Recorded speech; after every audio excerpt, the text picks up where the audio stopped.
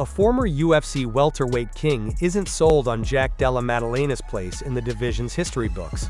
Maddalena, who recently claimed the 170-pound strap by defeating Belal Muhammad at UFC 315, has quickly risen into the spotlight. With sharp boxing, strong takedown defense, and an undefeated UFC run, the Australian standout has already carved his place among today's elite. His next challenge is rumored to be a blockbuster title defense against former lightweight champion Islam Makhachev before the year ends, a clash that could further define his legacy. But Tyron Woodley, who reigned as welterweight champion from 2016 to 2019, isn't convinced Maddalena would have thrived in his era.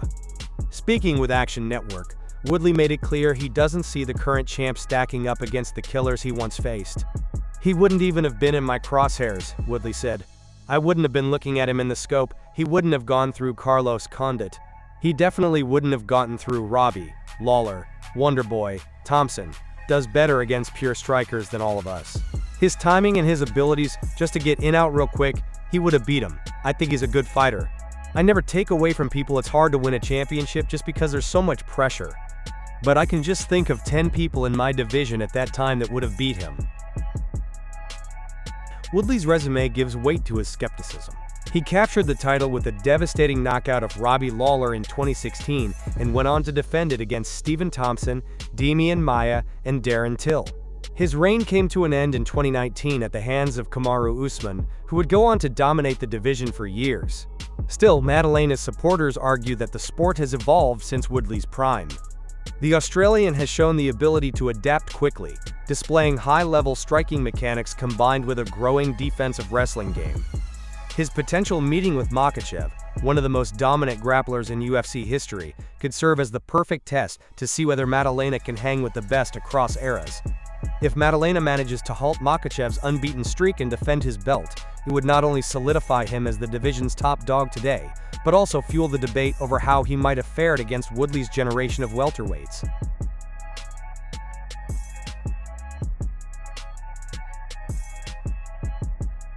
Aaron Pico's UFC debut didn't go according to plan, but one fighter on the UFC Shanghai card believes the 28-year-old still has plenty of reasons to stay optimistic.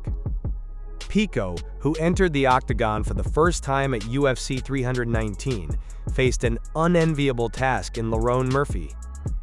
Just 3 minutes into the fight, his trademark aggression cost him once again, charging forward only to run headfirst into a perfectly timed, spinning back elbow that ended his night in brutal fashion. While the loss was devastating, it also reignited familiar concerns that Pico's style leaves him vulnerable against experienced and composed opponents. Ahead of his own co-main event bout in Shanghai, Aljamain Sterling shared his perspective on Pico's setback. Speaking with MMA Fighting, Sterling pointed out that while the loss was harsh, it also revealed glimpses of how dangerous Pico can be when he's dialed in. "I think that's it, simply perspective," Sterling explained. "He's been knocked out like that before running into a shot, and he built himself back up. I think he has to keep it in perspective, and at the end of the day, it was just a fight IQ error. You take that away, he probably wins that fight the way that it was going. I mean, it was only 3 minutes into the first round, but still, that showed a lot for the indication of how good he actually is. So I think you've got to look at a glass half full. Yeah, I might have got sent to the gulags, but at the same time, I was actually doing really well against an undefeated, highly touted guy who could potentially fight for a world title." For Sterling, the lesson is less about the loss itself and more about how Pico processes it. He stressed that mistakes in fight IQ can be corrected, especially for someone with Pico's talent and athletic ability. The key will be tempering that aggression, learning when to push forward and when to stay patient. Pico, who turns 29 in September, still has time to rewrite his story in the UFC. He remains one of the most physically gifted fighters in the division, with a decorated background in both wrestling and boxing. The challenge will be whether he can refine his approach enough to handle the tactical demands of elite featherweights. Some remain skeptical he'll ever meet the lofty expectations that followed him from Bellator, but as Sterling suggested, perspective and patience could be the tools that keep Pico in the mix. If he can make those adjustments, the Murphy fight might not be remembered as a crushing derailment, but as the moment that finally forced Pico to slow down and fight smarter on the biggest stage of his career.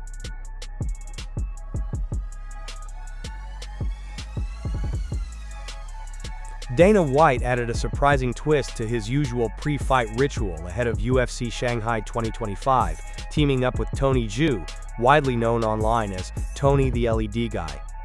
Traditionally, White films short videos breaking down the fight card before major events. This time, however, he brought in Zhu, a Chinese marketing professional, who gained international attention through his exaggerated promotional videos for LED signage, and now has millions of followers across Instagram and TikTok. The UFC shared the video with the caption, "The collaboration we didn't know we needed. Make sure you tune in to #UFC Shanghai tonight."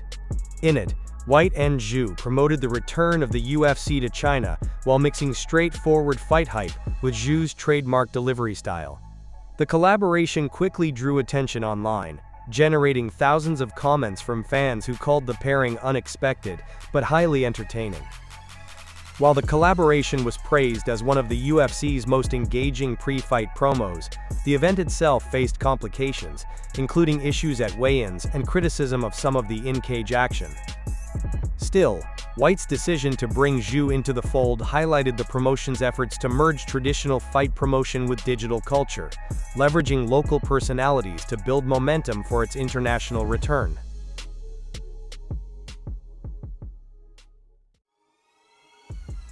Islam Makhachev isn't ruling out a future clash with Khamzat Chimaev, but for now, he's keeping the focus squarely on the task in front of him. The former lightweight champion will step into new territory later this year when he challenges Della Maddalena for the welterweight strap, giving up his 155-pound crown in pursuit of becoming a two-division UFC champion. Chimaev, meanwhile, sits atop the middleweight division after a one-sided domination of Dricus du Plessis at UFC 319. That win not only solidified his place as one of the most feared fighters in the world, but also reignited talk about his future at multiple weight classes. Some fans want to see him stay put at 185 pounds, while others believe a return to welterweight or even a run at light heavyweight could be in the cards.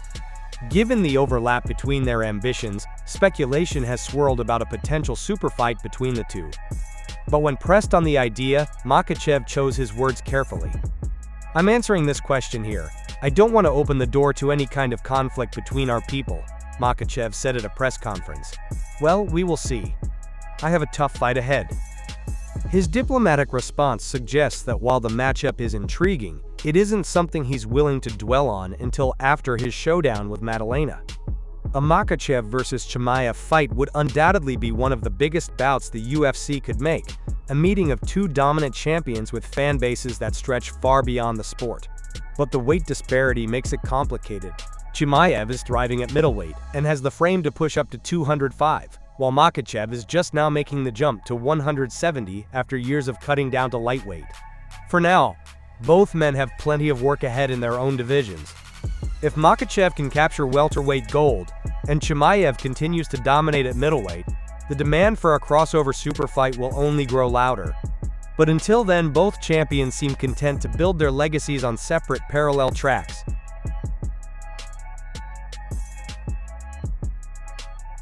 Leon Edwards is eyeing a return to the octagon before the year is out, with the former UFC welterweight champion targeting November for his comeback. After some time away from active competition, Edwards confirmed in a recent interview that Madison Square Garden, the host of UFC 320 in November, is at the top of his list for venues, hinting that he wants to feature on the same card as Della Maddalena versus Islam Makhachev. The 32-year-old made his name in one of the most iconic moments in UFC history, stunning Kamaru Usman with a head kick knockout to claim the welterweight crown. He went on to defend the belt successfully twice, but momentum stalled after setbacks against Belal Muhammad and Sean Brady. Those losses exposed gaps in his game and led to renewed doubts about whether Edwards can truly regain his old form and make another push toward the top. Still, Edwards isn't shying away from the challenge. Speaking shortly after watching his brother Fabian score a highlight reel knockout in PFL, Rocky said the fire to return is burning strong. He's been staying sharp by training alongside Fabian and insists he feels ready for another run. November for sure. Edwards said when asked about his timeline. When pressed about Madison Square Garden, he doubled down. "I think JDM is fighting Islam Makhachev at MSG, so I want to be on the same card, you know? I feel good. I've been training and helping Fabian in camp. Now I'm ready to go. I've waited for the division to settle a little bit, and now I'm ready to go. I'm 1 or 2 away from getting my belt back, so I'm locking in and I'm going to get it done." Edwards' return adds even more intrigue to the welterweight landscape, with reigning champ Della Maddalena defending against Islam Makhachev later this year. The winner of Edwards' next fight could put themselves firmly back in line for a title shot. Whether it's a rematch with Muhammad, a showdown with Sean Brady, or another top contender, Edwards seems determined to prove that his time as an elite welterweight isn't over yet.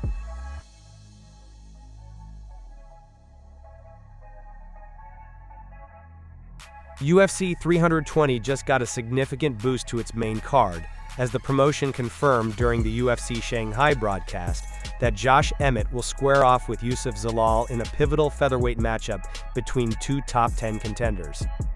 With Emmett sitting at number 8 and Zalal right behind him at number 9 in the rankings, the fight is expected to have major implications in the division's crowded title picture. For Emmett, this bout represents a chance to steady the ship after a rough stretch. The veteran knockout artist has dropped 3 of his last 4, including a decision loss to Lerone Murphy at UFC Vegas 105 earlier this year. That fight marked his return after more than a year away from competition, and while he showed flashes of the durability and punching power that have defined his career, he came up short against the surging English contender. With his back against the wall, Emmett knows a win here is crucial if he wants to stay in the conversation at 145 pounds. Zalal, meanwhile, comes into UFC 320 with all the momentum. After briefly exiting the UFC following a rocky start, he returned last year and has looked like a completely different fighter, rattling off 4 straight wins inside the octagon as part of a 7-fight unbeaten streak overall. The Moroccan standout has displayed improved composure, grappling, and cardio during his resurgence, making him one of the most intriguing climbers in the featherweight division. A victory over a battle-tested contender like Emmett could vault him into the top 5. UFC 320 already carries heavy stakes with a championship doubleheader at the top of the card. Magomed Ankalaev and Alex Pereira will run back their light heavyweight title fight, while Merab Dvalishvili defends his bantamweight crown against Corey Sandhagen. Emmett vs Zalal adds another layer of intrigue, giving fans a chance to see whether the veteran can bounce back or if the surging newcomer will continue his rise. The featherweight division has no shortage of contenders chasing Ilia Topuria, and this matchup ensures that by the end of UFC 320, the path to the next title eliminator will be much clearer.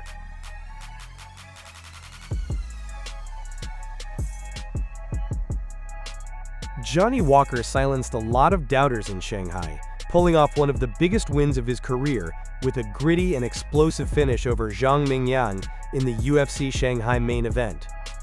Many expected the surging mountain lion to add Walker's name to his long highlight reel of first-round finishes, but instead, it was Walker who broke through and delivered under the brightest spotlight. The fight opened with a bit of gamesmanship. Mingyang reached out for a glove touch, only for Walker to shoot in for a takedown. The attempt was easily stuffed, and Mingyang quickly asserted control, putting Walker on his back and peppering him with shots. On the feet, Zhang's heavy hands gave Walker early problems, wobbling him with a right hand and forcing him to clinch to buy time. Despite the rough start, Walker showed unusual composure, trying to use kicks and angles to slow the aggressive Chinese fighter. Mingyang stayed on the front foot, walking him down and landing a clean elbow that drew roars from the crowd. At that point, it looked like the undefeated UFC run of Mingyang might continue. But Walker wasn't done. In round 2, Walker made a crucial adjustment.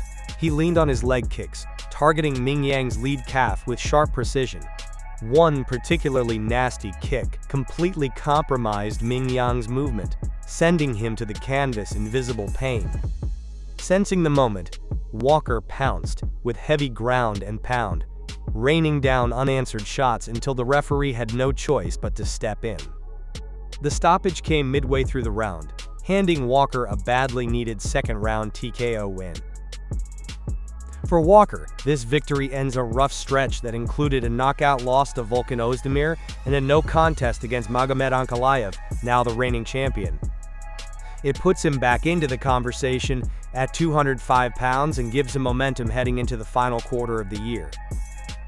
On the other side, Zhang Mingyang saw his incredible 12-fight win streak snapped in front of a home crowd. Known for finishing every one of his wins in the first round, he was riding high after dispatching Brenson Ribeiro, Ozzy Diaz, and Anthony Smith in rapid succession. But on this night, Walker flipped the script, proving that experience and resilience can outlast even the most dangerous of knockout artists. With the win, Walker not only steadies his career, but also injects new life into the light heavyweight division, while Mingyang must regroup after the first setback of his UFC run.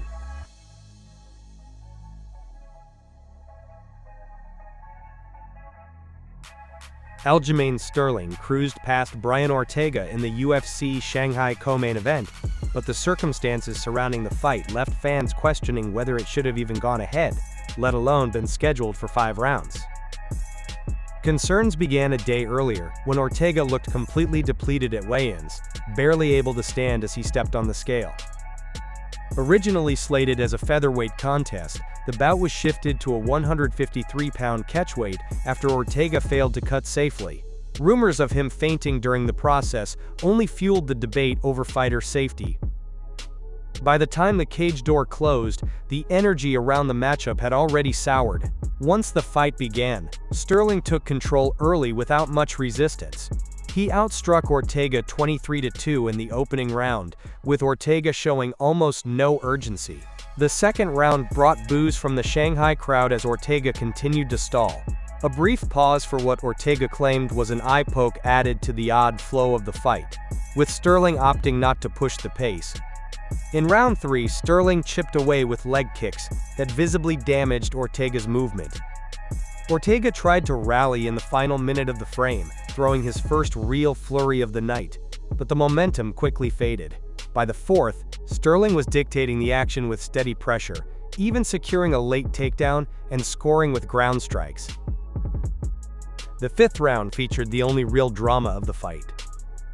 Ortega managed to clip Sterling with a clean shot and briefly threatened with a desperation triangle choke, but Sterling quickly recovered and returned to top control. By the time the horn sounded, it was clear who the winner was. Sterling swept the scorecards, earning a unanimous 50-45 decision. The response from fans and analysts was brutal. Social media was flooded with criticism, with many calling the fight a snoozer, accusing Sterling of playing it too safe and Ortega of barely showing up. Others argued the fight should have been reduced to 3 rounds once Ortega missed weight. For Sterling, the victory moves him to 2-1 since moving up to featherweight after losing his bantamweight crown. In his post-fight interview, he called out current champion Alexander Volkanovski, hoping to secure a shot at gold in his new division. For Ortega, the loss marks his 4th defeat in 5 outings, a steep decline from his days as a top contender. Coupled with back-to-back failed weight cuts, his future at featherweight appears uncertain. A move to lightweight now looks inevitable if he intends to continue fighting at the highest level. What was billed as a marquee co-main event in Shanghai instead served as a cautionary tale about dangerous weight cuts and questionable matchmaking, leaving Sterling with a win, Ortega with more questions than answers, and the fans largely dissatisfied.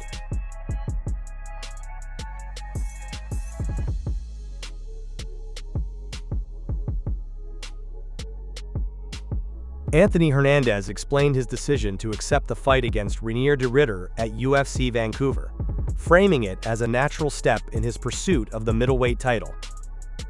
Coming off a dominant submission win over Roman Dolidze, Hernandez acknowledged that another high-level opponent stood between him and a potential shot at Khamzat Chimaev's belt. De Ridder, who has been on an impressive run since joining the UFC, presented the next major challenge, and Hernandez was eager to embrace it. In an interview with MMA Junkie, Hernandez revealed how quickly the fight came together. "I was getting a massage, and I got the offer, and they said, 'I think this is an offer you don't want to pass.' And I said, 'Okay, run it. Sign the contract. Now we're here,'" he said. Hernandez emphasized his willingness to take on anyone in the division, making it clear that he trusts the UFC to guide his path. "At the end of the day, I'm not matchmaker, I'm not Dana White. He says be here, and I say I'm in. If I'm healthy, I'm there. I'll never say no to anybody in this division." Hernandez also reflected on what he learned from his previous fights, noting that relying solely on strength against a high-level wrestler is insufficient. Speaking on Dricus du Plessis, he said, "I thought DDP would actually have answers, but it turns out he just got away with being a big, strong guy for a long time. Against a high-level wrestler, if you try to be strong, it just sets up traps. He found that out that night. There's levels to this, and I think I'm on that level." Looking ahead, Hernandez is focused on the task at hand, preparing for De Ridder. "Eventually, when the fight comes, I'll be ready for it, but it's one fight at a time for me. Next fight is De Ridder, so I'll just strategize against him and keep climbing the rankings," he said. His comments underline a mindset of relentless progression, emphasizing that every fight is a step toward the ultimate goal of a middleweight title shot.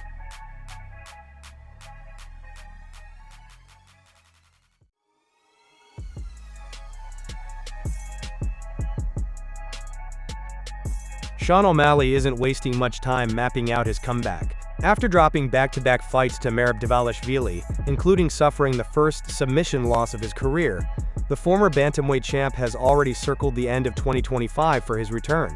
O'Malley told MMA Junkie that he wants one more fight before the year closes, ideally in November or December. The plan is to sit down with UFC matchmaker Hunter Campbell in the coming weeks to figure out what makes sense for both sides. While he's not fixated on location, O'Malley admitted he'd prefer Las Vegas over New York if he had the choice, pointing out that Sin City has been his fight home.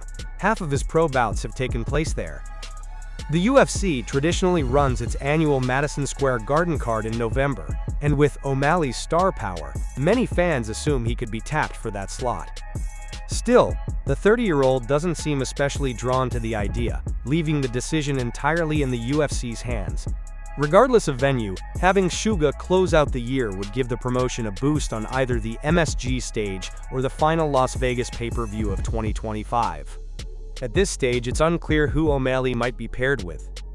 A matchup against another top-5 contender could put him back in the title mix, while a slightly lower-ranked opponent might serve as a rebound fight to regain momentum.